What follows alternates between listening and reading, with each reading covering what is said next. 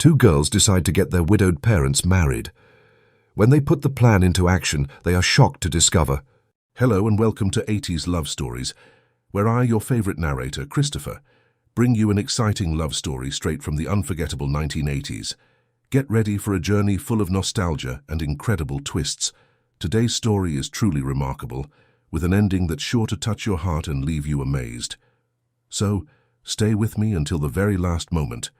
I hope this experience is unforgettable for you, and may God bless you and your family. Now, let's get started. September 1985. Diana Parker sat cross-legged on her bed, surrounded by colorful posters of Madonna and Cyndi Lauper, flipping through her favorite teen magazine, while Fiona Bennett lay on the carpeted floor, attempting to solve a Rubik's Cube. The two 12-year-olds had become inseparable since Fiona moved to the neighborhood 3 months ago. "I wish my dad would stop making TV dinners," Diana sighed, closing her magazine. "He tries, but everything tastes like cardboard." Fiona looked up from her puzzle, her sandy blonde hair falling over her eyes. "At least your dad cooks something. Mom just orders pizza when she's too tired after work. I miss real home-cooked meals." The girls had bonded quickly over their shared experience of having single parents.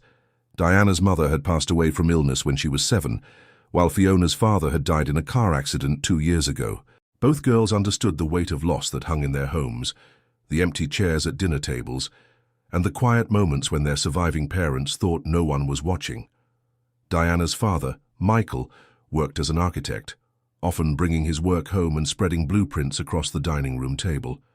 He was tall and thoughtful, with kind eyes that crinkled when he smiled, though those smiles had become rare since his wife's passing. He devoted himself to raising Diana, but there was always something missing in their home. Warmth, perhaps, or the gentle touch that only a mother could provide. Fiona's mother, Clara, was a high school English teacher who carried poetry books in her purse and wore her heart on her sleeve. She had moved them to this suburban neighborhood for a fresh start, away from the memories that haunted their old home. Clara was beautiful in an understated way, with long brown hair she usually wore in a messy bun, and reading glasses that often slid down her nose while she graded papers. "Your mum makes the best chocolate chip cookies, though," Diana said, rolling onto her stomach to look at her friend. "Even if they're from the tube." Fiona abandoned her Rubik's Cube and sat up. "Yeah, when she remembers to buy them. Dad used to make everything from scratch." She paused, twirling a friendship bracelet around her wrist, one that matched the one on Diana's arm. "Don't you think it's weird?" "What's weird?" "That your dad and my mom are both alone. They're both good people. They both miss having someone, but they're just alone." Diana's eyes widened as an idea began to form. She'd seen enough romantic movies on their VCR to know where this could go. "Fee, what if what? What if we help them find each other?" Fiona's mouth dropped open. "Are you saying what I think you're saying?" Diana jumped off her bed, excitement building in her chest. "Think about it. Your mom loves books, and my dad has shelves full of them.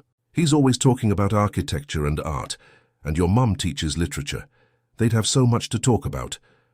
And my mom makes amazing spaghetti when she has time," Fiona added, getting caught up in the idea. "Your dad could have real food again." "We could be sisters," Diana squealed, then quickly covered her mouth, remembering her dad was working downstairs. The girls spent the next hour plotting, their heads together as they wrote ideas in Diana's Lisa Frank notebook. They would need to be subtle. They would need to be smart. Most importantly, they would need to make their parents think meeting each other was their own idea. "Operation Parent Trap begins tomorrow," Diana declared, writing it at the top of their list in purple gel pen. What neither girl realized was that playing matchmaker would be far more complicated than any movie made it seem. They couldn't know that their simple plan would uncover secrets that would leave them both shocked, or that the path to love was rarely as straightforward as their young hearts imagined. As the sun set outside Diana's window, casting long shadows across her Breakfast Club poster, the two girls made a pact. They would bring their broken families together, no matter what it took. After all, how hard could it be to make two people fall in love? If only they knew what waited around the corner.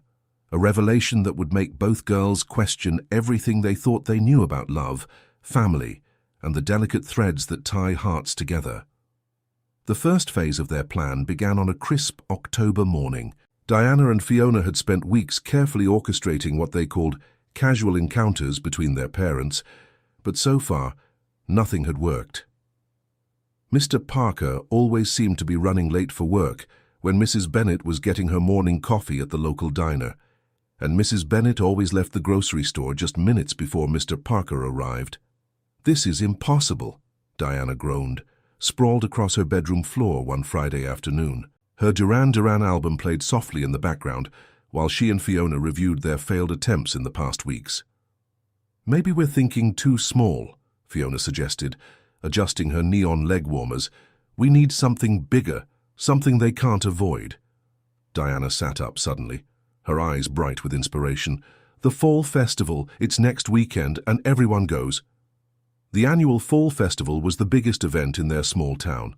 The park would be filled with carnival games, food stands and local vendors. More importantly, it was impossible to avoid running into people you knew. "My dad always volunteers at the architecture booth," Diana continued, excitement building in her voice. "They do this thing where kids build little houses out of popsicle sticks." Fiona caught on quickly. "And Mom signed up to help with the book fair tent. They'll be right across from each other." The girls spent the next hour plotting their strategy. They would need to ensure their parents stayed at their booths long enough to notice each other. Diana suggested they could create small emergencies that would require both parents' attention. Fiona proposed they could arrange situations where their parents would have to interact.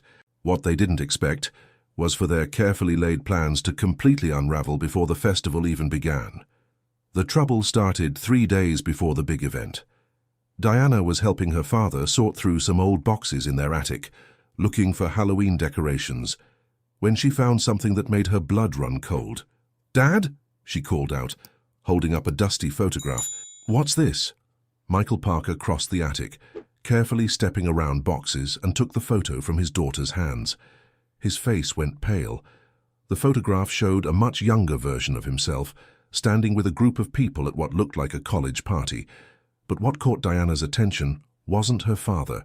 It was the woman standing next to him, her arm linked through his, both of them laughing at some forgotten joke. It was Mrs. Bennett, a younger, carefree version of her, but unmistakably Fiona's mother. "You knew Mrs. Bennett?" Diana's voice was barely a whisper. Michael sat down heavily on an old trunk, still staring at the photograph. "Clara and we went to college together. We were very close friends." "Just friends?" Her father's silence spoke volumes. Meanwhile, across town, Fiona was having a similar revelation.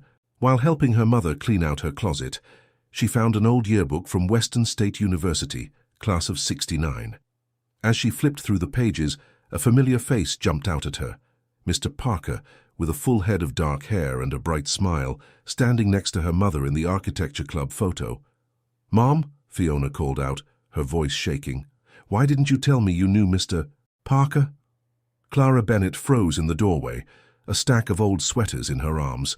She looked at the yearbook, then at her daughter, and slowly set the sweaters down.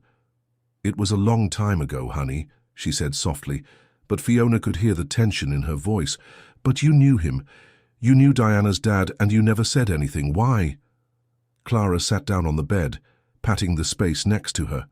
Fiona joined her, still clutching the yearbook. "Michael and we were very close in college. We dated for almost 2 years. Fiona's jaw dropped. "You dated Diana's dad."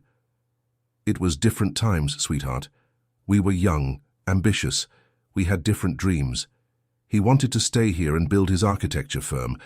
I wanted to travel, teach in different places. We thought we could make it work, but—" "But what?" Clara smiled sadly. "Sometimes love isn't enough. We wanted different things from life. The breakup was difficult. We both said things we regretted, and then we lost touch. I moved away, met your father, and built a different life." Back in the Parker attic, Michael was having a similar conversation with Diana. "Your mother knew about Clara," he admitted. "She knew we had dated in college, when she got sick." He paused, swallowing hard. "She made me promise something. She made me promise that if anything happened to her, I wouldn't let old regrets keep me from finding happiness again. Diana felt tears welling up in her eyes. Did you still love Mrs. Bennett? No, sweetheart. What Clara and I had was in the past. I loved your mother completely. But seeing Clara again after all these years, it's complicated. That evening, Diana and Fiona met secretly in their special spot, the old treehouse in the Parkers' backyard. Both girls were still reeling from their discoveries. They dated, Fiona exclaimed as soon as they were alone. They were in love. And they broke up, Diana added glumly. Maybe this whole plan was a terrible idea. What if we make things worse? Or maybe, Fiona said slowly, this is exactly why we need to help them. Think about it. They were in love once. Maybe they just needed time to grow up and figure out what they really wanted. But what if they still have feelings for each other? What if they're both just scared? The girls sat in silence for a while, watching the sun set through the treehouse window. The fall festival was just days away, and suddenly their simple plan seemed much more complicated. We can't give up, Fiona finally said. Even if it doesn't work out, they need to talk to each other. They can't keep avoiding each other forever. Diana nodded slowly. You're right, but maybe we need to change our plan. Instead of trying to make them fall in love, maybe we just need to help them face their past. As they refined their strategy for the festival, neither girl could shake the feeling that they were playing with forces beyond their understanding. Love, they were learning, wasn't as simple as their favorite movies made it seem. It was messy and complicated, full of history and hurt feelings and second chances. The fall festival was approaching quickly, and with it, the possibility of either healing old wounds or opening them wider than ever before. The girls went to bed that night with their heads full of questions and their hearts heavy with the weight of their discovery. What they didn't know was that their parents were lying awake too, each lost in memories of a love that had slipped away, and wondering if some dreams were worth a second chance. The morning of the fall festival arrived with a crisp autumn breeze that scattered red and gold leaves across the town park. Diana stood in front of her mirror, carefully choosing her outfit, her favorite denim jacket covered in pins and patches, paired with a bright purple skirt. She wanted to look perfect for what could be the most important day of her plan with Fiona. Meanwhile, Michael Parker was in the kitchen, absently stirring his coffee while staring at the festival volunteer schedule pinned to the refrigerator. The book fair tent was highlighted in yellow, Clara's assignment. His hands trembled slightly as he set down his cup. Across town, Clara Bennett was having similar jitters. She'd changed her outfit 3 times already, finally settling on a burgundy sweater and jeans. Fiona watched her mother with growing interest, noticing how she kept checking her reflection in the hallway mirror. "Mom, it's just a book fair," Fiona said innocently. "Why are you so nervous?" Clara jumped slightly, caught off guard. "I'm not nervous, sweetie. I just want to look professional." The festival grounds were already bustling when they arrived. The air was filled with the scent of caramel apples and cinnamon, mixed with the earthiness of fallen leaves. Carnival music played from speakers mounted on tall poles, and children darted between game booths clutching cotton candy. Diana and Fiona met behind the popcorn stand, their faces flushed with excitement and anxiety. "Dad's setting up the architecture booth now," Diana whispered. "To us, he almost spilled his coffee twice this morning." "Mom changed her outfit like 1,000,000 times, Fiona replied. "Operation Second Chance is definitely affecting them." They watched as Clara arranged books on the display table, periodically glancing toward the architecture booth, where Michael was organizing popsicle sticks and glue for the children's activity. Neither adult had noticed the other yet, but the tension in their bodies suggested they were acutely aware of each other's presence. "Time for Phase 1, Diana declared, pulling a wadded paper from her pocket. It was their carefully crafted plan, written in different colored gel pens. The girls split up, each taking their positions. Diana approached her father's booth, where several children were already attempting to build miniature houses. "Dad," she called out, trying to keep her voice steady, "I think something's wrong with the book fair setup. Mrs. Bennett seems really worried about some missing boxes." Michael's head snapped up, his eyes immediately finding Clara across the way. "Missing boxes?" Yeah, she said something about needing help lifting them. They're really heavy. Meanwhile, Fiona was playing her part at the book fair tent. Mom, I think we need more tables. Mr. Parker always brings extra ones for his booth. Maybe we could ask him. Clara's cheeks flushed pink. Oh, I don't know, sweetie. I'm sure we can manage. But the girls had planned well. More children were arriving at the book fair, and the single table was clearly insufficient. Clara looked around helplessly, then squared her shoulders. I suppose we should ask, she murmured. The moment approached like a slow-motion scene in a movie. Michael and Clara moved toward each other from opposite ends of the pathway, their steps hesitant but purposeful. They met in the middle, surrounded by the bustling festival, but somehow isolated in their own bubble of tension. Clara, Michael said softly. Michael, she responded, tucking a strand of hair behind her ear, a nervous gesture she'd never outgrown. You look, he started, then cleared his throat. You look well. So do you, she replied, her voice barely above a whisper. From behind a nearby tree, Diana and Fiona watched with bated breath. This was the moment they'd been waiting for, their parents, face to face after all these years. But what happened next wasn't in their plan. Clara's eyes suddenly filled with tears. I can't do this, she said, turning away abruptly. I'm sorry. I can't. She hurried away from the festival grounds, leaving her booth unattended. Michael stood frozen, his hand half raised as if to stop her. Mom! Fiona called out, emerging from her hiding spot. But Clara was already gone, her burgundy sweater disappearing into the crowd. The girls looked at each other in panic. This wasn't how it was supposed to go. Their carefully laid plans were crumbling around them. Michael noticed them then, his expression shifting from shock to understanding. You two planned this, didn't you? Diana stepped forward, her chin trembling. Dad, we just wanted... We know about college, Fiona blurted out. We know you and my mom dated. We found the pictures. Michael sank onto a nearby bench, running his hands through his hair. Girls, some things are more complicated than they seem. Clara and I, we have history. Sometimes history hurts too much to revisit. But why? Diana demanded, tears streaming down her face. Why can't you just talk to each other? Why does it have to be so hard? Michael looked at his daughter, then at Fiona. Seeing the hope and confusion in their young faces, he seemed to make a decision. Watch the booth, he said suddenly, standing up. I need to find her. The girls watched as Michael strode purposefully in the direction Clara had gone. They looked at each other, hope rekindling in their hearts. Should we follow them? Fiona asked. Diana shook her head. No. I think they need to do this part alone. Michael found Clara sitting on a park bench at the edge of the festival grounds, wiping her eyes with a tissue. The sounds of the carnival seemed distant here, muffled by the trees and the weight of unspoken words between them. You always did like to run away from difficult conversations, he said quietly, sitting down beside her. Clara let out a watery laugh. And you always knew exactly where to find me. They sat in silence for a moment, watching leaves dance in the autumn breeze. Our girls set us up, Michael finally said. They're too clever for their own good, Clara replied, managing a small smile. Clara, about what happened in college. Don't, she interrupted. Say, please, Michael, we were different people then. We wanted different things.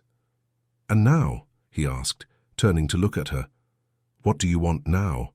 Clara met his gaze, her eyes still bright with tears. I don't know. When Tom died, I thought I'd never want anything again, but seeing you here with Diana, you built the life you always wanted. Not exactly, Michael said softly. Losing Sarah, it changed everything. But she made me promise something before she died. She made me promise not to let fear keep me from being happy again. Clara's breath caught in her throat. Michael, I'm not saying we should pick up where we left off, he continued quickly. Too much has happened. We're different people now, but maybe we could start with coffee. Just talk. A small smile played at the corners of Clara's mouth. Coffee sounds nice. Back at the festival, Diana and Fiona were attempting to manage both booths, stealing glances toward the park every few minutes. When they finally saw their parents walking back together, talking quietly with small smiles on their faces, their hearts soared. "They're actually talking," Fiona whispered, clutching Diana's arm. "Really talking," Diana agreed, watching as their parents resumed their positions at their respective booths, but now with occasional glances and shy smiles exchanged between them. The rest of the festival passed in a blur of activity. As the sun began to set and vendors started packing up their booths, the girls observed their parents making plans to meet for coffee the following weekend. That evening, as Diana and Fiona sat in their treehouse, they felt both triumphant and humbled by the day's events. "We did it," Fiona said softly, "but I don't think it's going to be like in the movies." "No," Diana agreed. "It's going to be better because it's real." What they didn't know was that their parents' story was far from over. The coffee date would lead to more revelations, more complications, and perhaps, if they were lucky, a second chance at the love they'd left behind so many years ago. The promised coffee date was scheduled for Saturday afternoon at the Corner Cafe, a cozy spot that had been serving the town since the 1950s. Diana and Fiona spent the entire morning in Diana's room, pretending to do homework while actually watching through the window as Michael changed his shirt 3 times. "Your dad is totally nervous," Fiona giggled, pushing aside her math textbook. "So is your mum," Diana replied. "You said she spent an hour deciding what jewelry to wear." The girls had been floating on cloud 9 since the fall festival, imagining their future as sisters. However, they were about to learn that the path to love rarely runs smooth, especially when the past refuses to stay buried. At precisely 2 p.m., Michael arrived at the Corner Cafe, adjusting his collar one last time before entering. The bell above the door chimed as he stepped inside, the aroma of coffee and freshly baked apple pie enveloping him. Clara was already there, sitting in a booth by the window, her fingers nervously tracing the rim of her water glass. "Hi," he said softly, sliding into the seat across from her. "Hi," she replied, offering a shy smile. For a moment, they just looked at each other, years of memories hanging in the air between them. Clara was wearing the silver necklace Michael had given her for her 20th birthday, though she hadn't realized it until she was already out the door. Michael noticed immediately. "You still have it," he said, gesturing to the necklace. Clara's hand flew to her throat, her cheeks coloring. "Oh, yes. I couldn't bring myself to—" Well, it reminded me of happier times." The waitress arrived then, saving them from the weight of that admission. They ordered coffee, black for him, cream and sugar for her, just like in college. "Some things never change," Michael observed with a small smile. "And some things change completely," Clara replied, her eyes meeting his. They spent the next hour catching up on the years between them. Clara told him about meeting Tom, about their whirlwind romance and their travels before settling down when Fiona was born. Michael shared stories about Sarah, about their life together and the devastating illness that took her too soon. "The girls seem to have become quite the team," Clara said, stirring her second cup of coffee. "They're definitely plotting something," Michael agreed, "though I have to admit, I'm grateful for their meddling. I've missed you, Clara." The words hung between them, heavy with meaning. Clara's hand trembled slightly as she set down her spoon. "Michael, before anything else happens, there's something you need to know." But before she could continue, a familiar voice cut through the cafe. "Clara? Clara Bennett?" They both looked up to see Margaret Wilson, their old college friend, standing by their table with wide eyes. "Margaret!" Clara exclaimed, clearly flustered. "What a surprise! Michael Parker too!" Margaret's eyes darted between them. "Well, this is interesting, especially considering—" "Margaret!" Clara interrupted sharply, her face paling. "Don't—" But Margaret either didn't notice or chose to ignore Clara's warning. "I just never thought I'd see you two together again. Not after everything that happened with James." Michael's head snapped up. "James? What about James?" Clara stood abruptly, her chair scraping against the floor. "I need to go." "Clara, wait." Michael reached for her hand, but she pulled away. "I'm sorry. I can't do this," she whispered, grabbing her purse and hurrying out of the cafe. Michael sat there, stunned, as Margaret realized her mistake. "Oh dear, I assumed she'd told you. I should go." Meanwhile, outside the cafe, Diana and Fiona had been watching the entire scene unfold from behind a parked car. They saw Clara rush out, tears in her eyes, and Michael following shortly after, his face a mask of confusion and hurt. "What just happened?" Diana whispered. "I don't know," Fiona replied, her heart sinking. "But it looks bad." That evening, the girls met in their treehouse for an emergency meeting. Fiona had tried talking to her mother, but Clara had locked herself in her room, claiming a headache. Diana reported that her father had spent hours in his study, playing old records from his college days, always a sign that he was upset. "Who's James?" Diana asked, hugging her knees to her chest. "I don't know," Fiona replied. "Mom's never mentioned anyone named James before."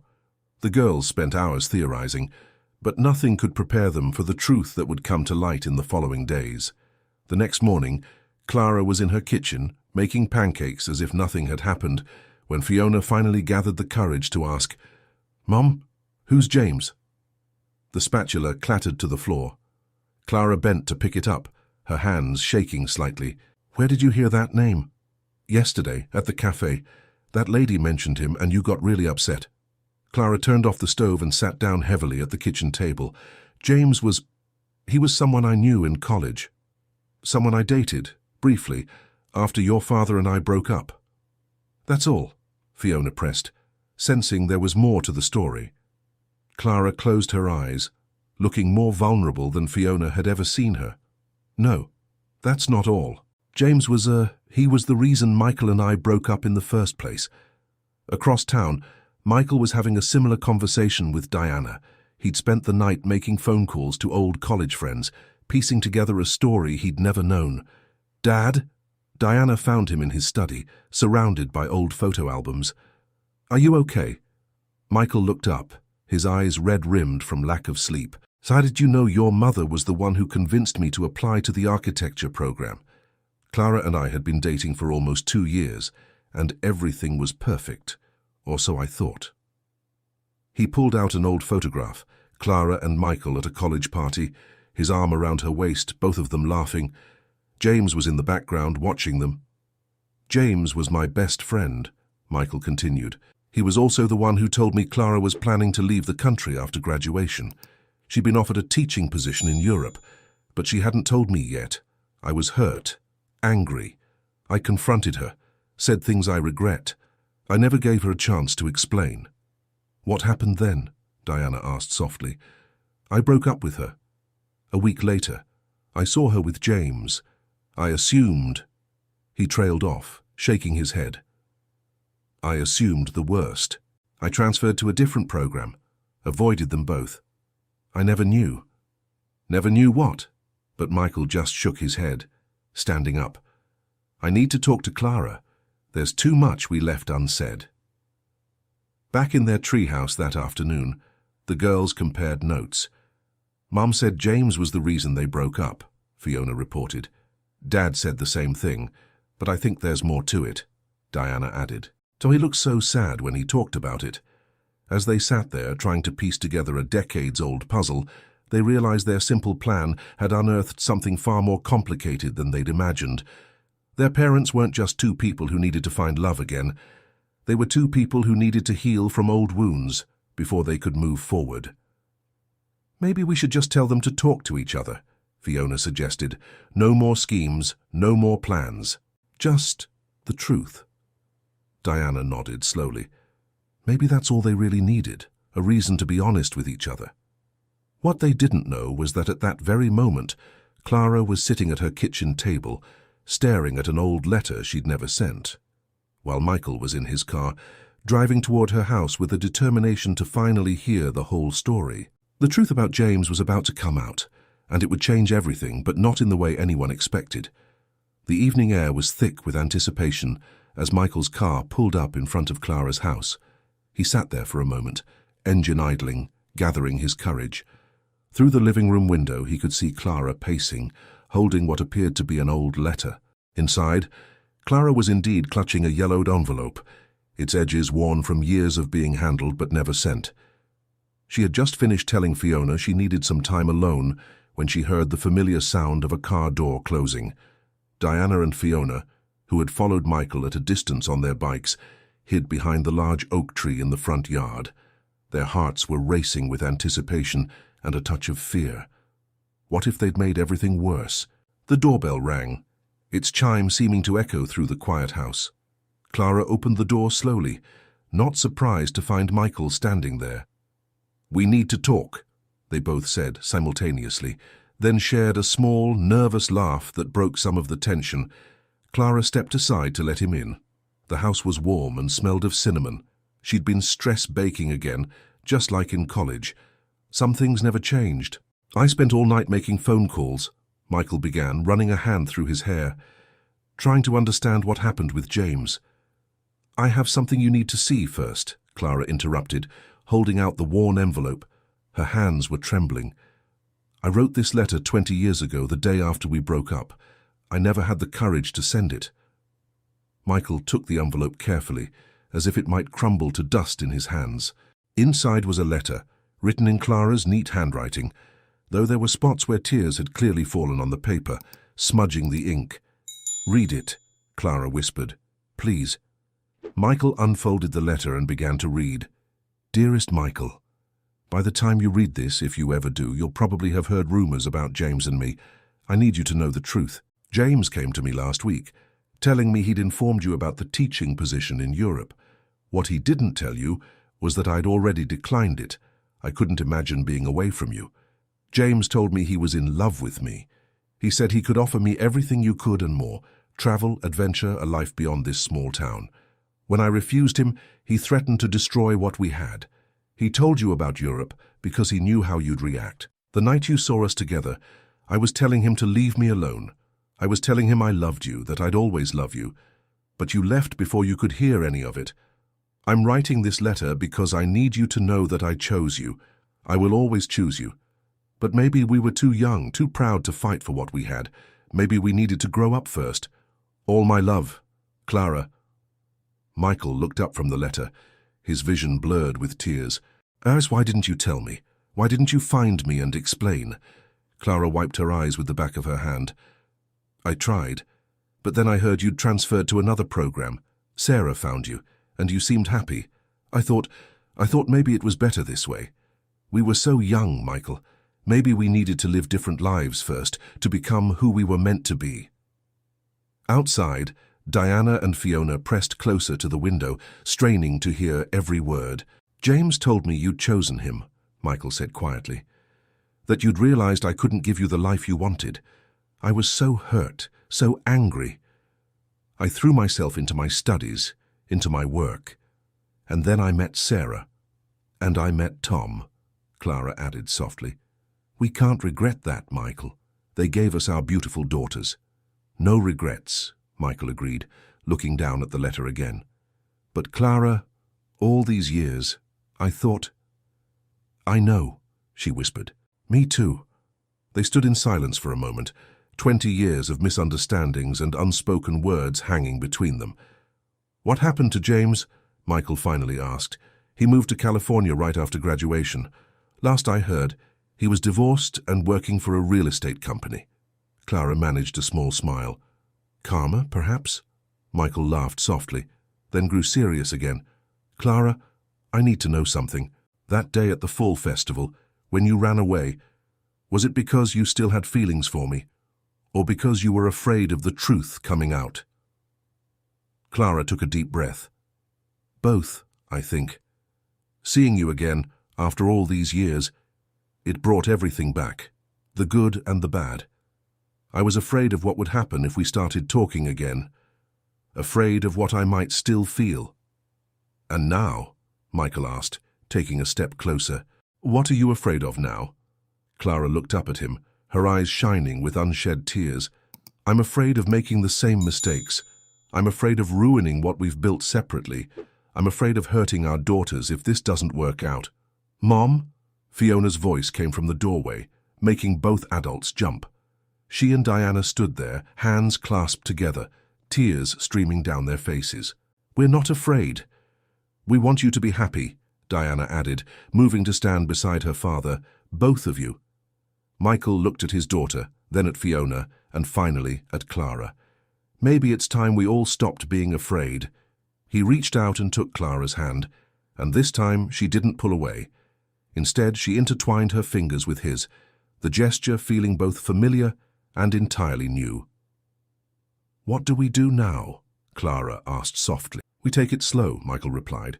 "We get to know each other again, not as who we were, but as who we are now.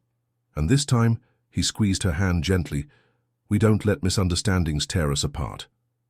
Diana and Fiona exchanged excited glances. Their plan had worked, though not in the way they'd expected. They'd set out to create a romance, but had instead helped heal old wounds and clear away decades of misunderstandings. As the four of them stood in Clara's living room, the autumn evening deepening outside, they felt like they were on the brink of something new. Not a fairy tale romance, but something better, something real, built on truth, understanding, and second chances. What none of them knew was that their journey was far from over. The truth about James was just the beginning. There were still more surprises waiting in the wings, more challenges to face, and more moments of joy to discover together. November brought shorter days and longer shadows, and with them came the first real test of Michael and Clara's rekindled relationship. The initial euphoria of cleared misunderstandings had settled into something more complex as they navigated their new reality. Diana and Fiona had taken to spending every possible moment together, switching between houses and already treating each other like sisters. One Friday afternoon, they sat in Diana's kitchen, watching as Michael attempted to cook dinner for both families, their first official family meal together. "Dad, the sauce isn't supposed to be that color," Diana observed, trying not to laugh as Michael stirred a pot of what was meant to be spaghetti sauce. "I followed the recipe exactly," he protested, though the concerned look on his face suggested he knew something had gone wrong. The doorbell rang, and Fiona rushed to answer it. Clara stood there, looking lovely in a deep blue sweater, holding a grocery bag. "I brought backup," she announced, pulling out ingredients. "I had a feeling we might need it." Michael's relief was palpable. "You always could tell when I was in over my head." The girls watched as their parents moved around the kitchen together, Clara gently correcting Michael's cooking techniques, Michael making her laugh with his self-deprecating jokes. It seemed perfect, almost too perfect. The first hint of trouble came during dinner. They were all seated around the dining room table, enjoying Clara's rescued version of the spaghetti, when Fiona innocently asked a question that changed everything.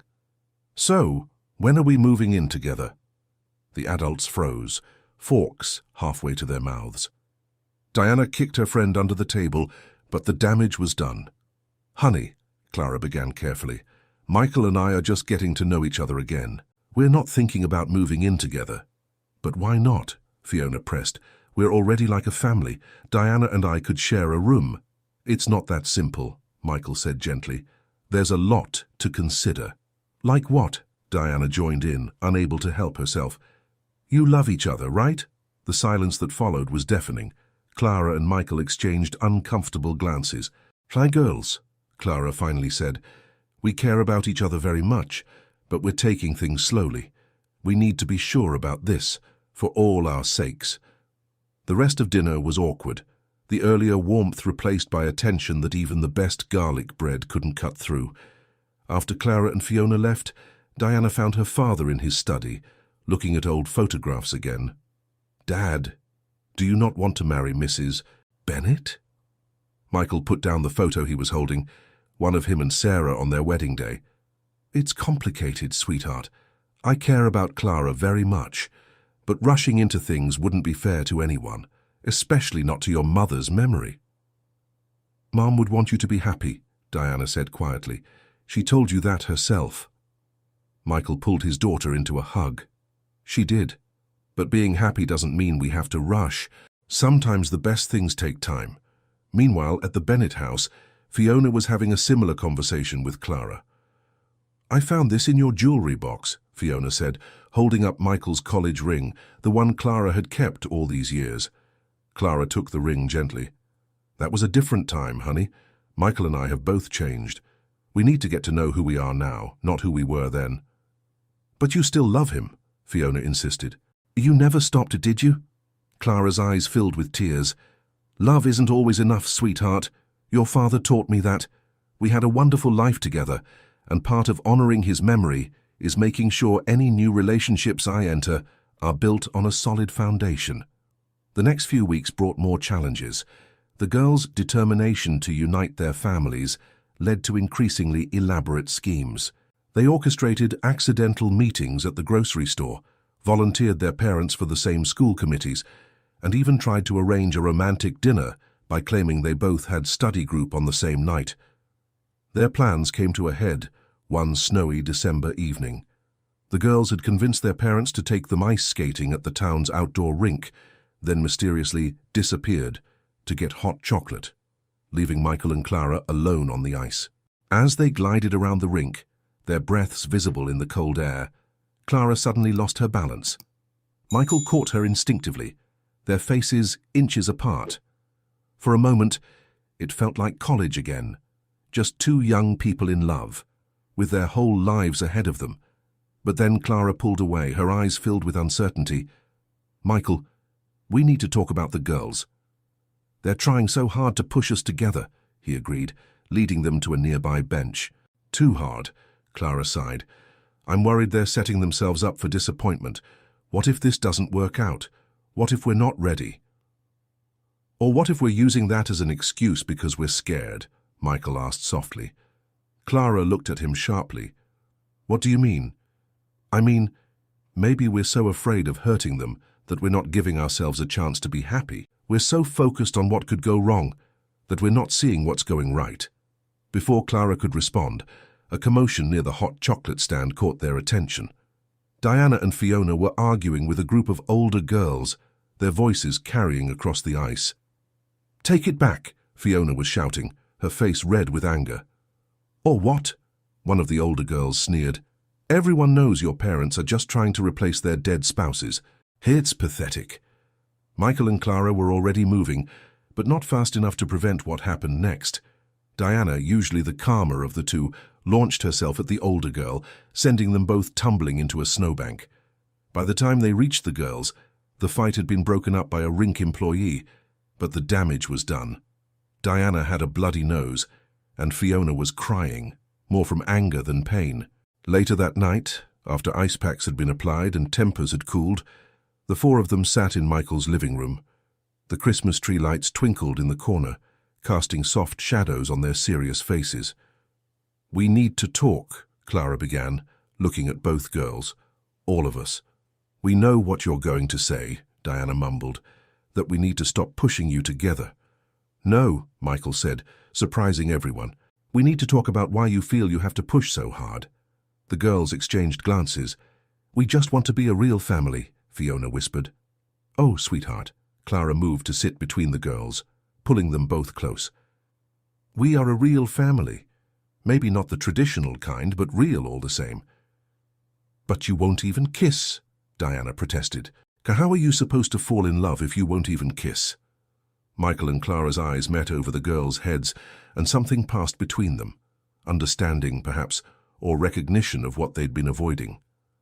Love isn't just about kissing, Michael said carefully. It's about respect, and patience, and understanding. It's about knowing when to push forward and when to wait. But how long do we have to wait? Fiona asked, her voice small. Clara took a deep breath. What if we made a deal? Your father and I will stop being so careful around each other, stop letting fear hold us back. But in return, you two need to stop trying to force things. Let us find our own way, at our own pace. Can you do that? The girls nodded solemnly, though their eyes sparkled with hope. What none of them realized was that this conversation would mark a turning point in their relationship. Sometimes it takes a crisis to bring clarity, and sometimes the hardest pushes come not from outside, but from within. As they sat there together, the snow falling softly outside, they were no longer two separate families trying to become one. They were simply a family, finding their way forward together one step at a time. But the biggest challenge still lay ahead, one that would test their newfound understanding in ways none of them could have anticipated. Christmas Eve arrived with a blanket of fresh snow and the promise of change in the air. Diana and Fiona had kept their word, stepping back from their matchmaking schemes, though they watched their parents with hopeful eyes. Michael and Clara, true to their own promise, had stopped being quite so careful around each other, allowing their natural chemistry to emerge without force or pretense. The Parkers' house was filled with the scent of pine from the Christmas tree and cookies baking in the oven. Clara and Fiona were coming over for Christmas Eve dinner, their first holiday together, as whatever they were becoming. Diana stood in front of the mirror, adjusting the ribbon in her hair for the 10th time. "Dad," she called out, "are you sure we shouldn't have gotten a bigger turkey?" Michael appeared in her doorway, attempting to tie his tie. "The turkey is fine, sweetheart. It's just the four of us." "But it's our first Christmas together," Diana insisted. "It has to be perfect." Michael smiled, remembering similar conversations with Sarah about their first Christmas together. Perfect doesn't mean everything goes exactly as planned. Sometimes the best moments are the ones we don't expect. The doorbell rang, and Diana raced downstairs to answer it. Clara and Fiona stood on the porch, snow dusting their shoulders, carrying bags of presents and a large covered dish. "I made green bean casserole," Clara announced, stepping inside. "I remembered it was your favorite in college," she added, glancing at Michael. "You remembered that?" he asked softly. "I remembered everything," she replied, their eyes meeting in a long look that made both girls hold their breath. The evening progressed with a warmth that had nothing to do with the crackling fireplace. They ate dinner at the formal dining table, using the good china that Michael usually kept stored away. Clara had helped Diana set the table properly, showing her how to arrange the silverware just as her own mother had taught her. After dinner, they gathered in the living room to exchange one gift each, a Christmas Eve tradition in both families. Diana and Fiona sat cross-legged by the tree, practically vibrating with excitement. "This one's from both of us," Diana announced, pushing a carefully wrapped package toward their parents. "You have to open it together." Michael and Clara shared an amused look before carefully unwrapping the gift. Inside was a photo album, but not just any photo album. The girls had spent weeks collecting photographs from both families, Michael and Clara in college, their separate weddings, pictures with Sarah and Tom, photos of the girls growing up, and finally, recent pictures of all four of them together. "We wanted to show you," Fiona explained, her voice trembling slightly, "that all of it matters. Everything that happened made us who we are." Clara's eyes filled with tears as she turned the pages. "Girls, this is beautiful." "Look at the last page," Diana urged. The final page held a single photograph, one taken at the fall festival, just after Michael had followed Clara to the park bench. Someone had captured the moment they walked back together, both smiling softly, unaware they were being photographed. Below it, the girls had written, "The best stories are the ones that take time to tell." Michael cleared his throat, clearly emotional. "When did you two get so wise?"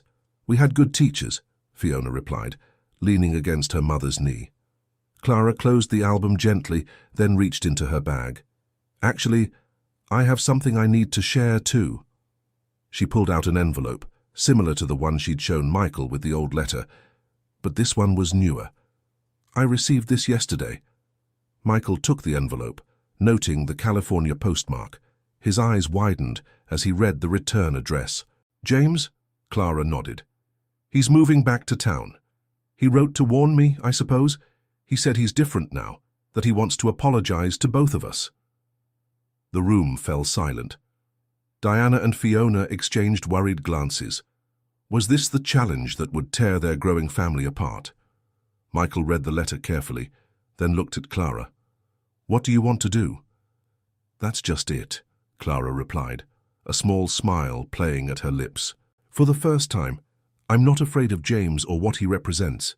The past is the past. What matters is right here, in this room."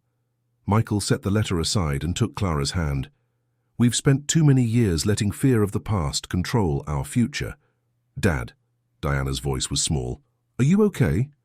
Michael looked at his daughter, then at Fiona, and finally back at Clara. "I'm better than okay. I'm finally ready." Before anyone could ask what he meant, Michael stood, pulling Clara up with him. I was going to wait until tomorrow, make some grand gesture, but that's not us, is it? We've never needed grand gestures, just truth. Clara's breath caught as Michael reached into his pocket and pulled out a small, worn velvet box.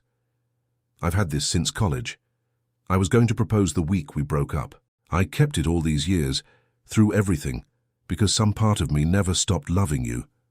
Michael, Clara whispered, her free hand flying to her mouth. I'm not proposing, not yet, but I want you to have this ring back, not as a promise of marriage, but as a promise that this time we'll do things right.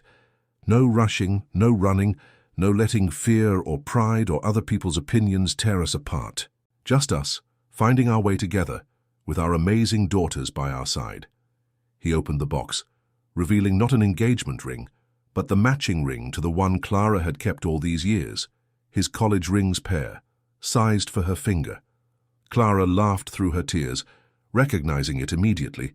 You kept it too. Some things are worth keeping, he replied softly. Clara took the ring, slipping it onto her finger where it had rested so many years ago. It fit perfectly, as if waiting for this moment. Diana and Fiona watched, hardly daring to breathe, as their parents looked at each other with eyes full of 20 years worth of love, regret, hope, and possibility. Then, slowly, naturally, with no pressure or schemes needed, Michael and Clara shared their first kiss since college. It wasn't a passionate movie kiss or a fairy tale ending. It was gentle, sweet, and real, like coming home after a very long journey. When they finally pulled apart, they found their daughters hugging each other and crying happy tears. Does this mean we can be real sisters now? Fiona asked hopefully. Oh, honey, Clara laughed, pulling both girls into a hug that Michael quickly joined. You've been real sisters since the moment you decided to meddle in our lives. Outside, the snow continued to fall, covering everything in a clean white blanket. James would come and go, bringing closure rather than chaos. The future would bring its own challenges, moving in together, eventually, blending their lives carefully, and building something new while honoring what came before. But for now, in the warm glow of Christmas lights, 4 hearts beat in perfect harmony. Diana and Fiona had set out to create a fairy tale romance, and instead had helped write something better. A story of real love, with all its complications and imperfections, its slower rhythms and deeper truths. As they sat together, sharing hot chocolate and watching the snow fall, they knew that some love stories take 20 years to tell. Some families are built slowly, with patience and understanding. And sometimes, the happy ending isn't an ending at all, but a beautiful new beginning. The next morning, Christmas dawned bright and clear, and if anyone noticed that Michael and Clara held hands while they watched the girls open their presents, or that they shared soft and secret smiles over their coffee cups, no one felt the need to comment. Some things, after all, are worth waiting for. Thank you for watching today's story. What did you think? I'd love to hear your thoughts in the comments below. If you enjoyed it, don't forget to give it a big thumbs up, share it with your friends, and subscribe to the channel to relive the magic of the 80s every day with our heartfelt stories. May God bless you and your family, and don't forget to click on the video popping up on the screen right now. It's another totally rad story you won't want to miss. See you in the next video, and stay awesome.